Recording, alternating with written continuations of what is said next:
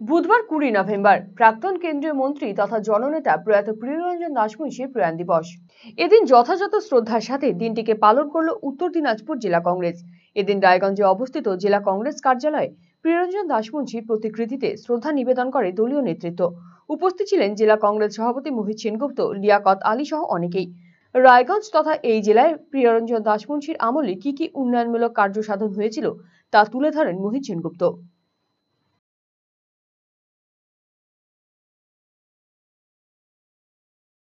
আমাদের আজকে